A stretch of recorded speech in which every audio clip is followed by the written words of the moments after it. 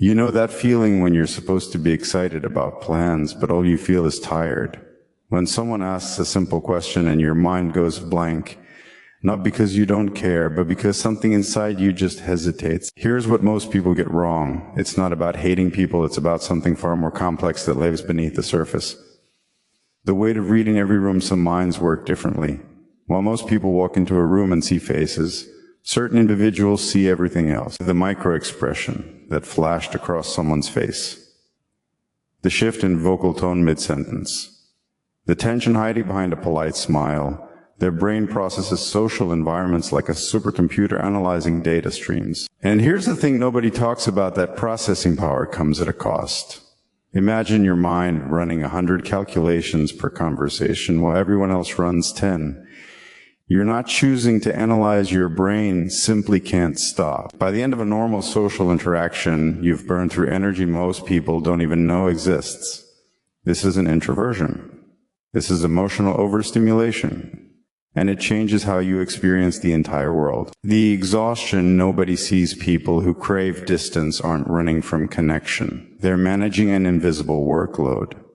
Every interaction requires them to calibrate their tone to match the room's suppressed reactions that might be too much, translate their actual thoughts into socially acceptable language, monitor others' comfort levels, constantly adjust their personality in real time. It's like being an actor who never gets to leave the stage. The performance becomes so automatic they forget they're even doing it. But the exhaustion that never lies, when they choose solitude, they're not being antisocial.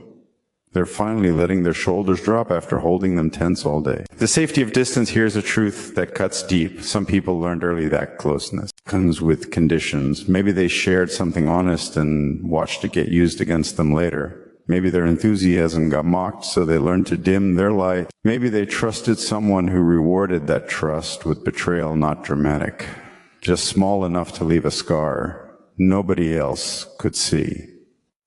These experiences create a protective instinct, not a wall built from anger, but a boundary built from wisdom. They're not pushing people away, they're being selective about who gets access to the parts of them that have been hurt before. And that selectivity, it's not coldness, it's self-preservation with a PhD in pattern recognition. What they actually want, here's the paradox that breaks hearts. People who avoid connection often crave it more intensely than anyone else, but they're searching for something specific. Conversations where nobody is performing, where silence isn't awkward, it's comfortable. Where you can think before you speak without someone filling the gap with noise. Relationships without pressure, where your presence is enough. Where you don't need to prove your worth through constant availability or emotional labor, honesty without consequences, where vulnerability doesn't become ammunition, where your complexity is welcomed, not weaponized. The problem, these connections are rare, so they wait in solitude not because they want to, but because shallow connection feels more lonely than being alone. The rich inner world, while everyone else is networking, they're building civilizations in their mind. Their thoughts have texture and depth most people never access. They replay conversations, not from insecurity, but from genuine curiosity about human behavior. They imagine scenarios, explore ideas, question everything, including themselves. Their inner world is an empty space waiting to be filled by others.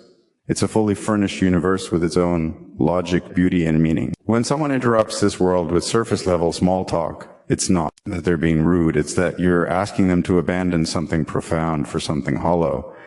And they've learned that trade isn't worth it. The misunderstood depth, people see their quiet and call it cold. They see their boundaries and call it rejection. They see their careful nature and call it overthinking. But here's what's really happening. That cold person feels emotions in 4K while everyone else is watching standard definition. That rejection is actually them protecting energy they need to function. That overthinking is a mind that notices what others miss and can't unsee it. They don't feel less, they feel more. So much more that they need distance just to process it all. Their silence isn't empty. It's full overflowing. Actually, with observations, emotions, and thoughts, they're still sorting through while everyone else has already moved on. The hope they carry beneath every protective layer lives an unspoken wish. Maybe someone will understand that I'm not broken, just built differently. Maybe someone will see that my distance is temporary, not permanent. Maybe someone will prove that Connection doesn't always drain. Sometimes it restores. They're not waiting for someone to fix them. They're waiting for someone who doesn't need them fixed. Someone who sees their need for space and doesn't take it personally. Someone who understands that their slow trust isn't a red flag. It's a green light approached carefully. What changes everything when the right person appears? Patient, genuine, steady, something shifts. The world gets quieter. Conversations feel lighter. That constant emotional calculation finally stops, replaced by something they forgot existed, ease. They start laughing without editing the sound, sharing thoughts without rehearsing them first, being present without counting the minutes until they can leave. Their guarded inner world opens up, not because someone knocked down the walls, but because someone waited peacefully outside until the door opened naturally. The real truth, people who need distance don't hate humanity. They're protecting their humanity until they find someone who handles it with care. They're not antisocial, they're selectively social, and there's profound wisdom in that distinction. Their standards aren't too high. The world's noise is just too loud for the frequency they operate on. And maybe, just maybe, if we understood this, fewer sensitive souls would feel broken for needing what they need. They'd be recognized as what they truly are, deeply perceptive people navigating a world that moves too fast, speaks too loud, and demands too much from those who already give everything just by showing up. They don't need to change. The world needs to make more space for how they exist. Because at the end of the day, the people who seem to dislike people the most are often the ones who understand people the best. They've just learned that understanding something doesn't mean you have to constantly engage with it.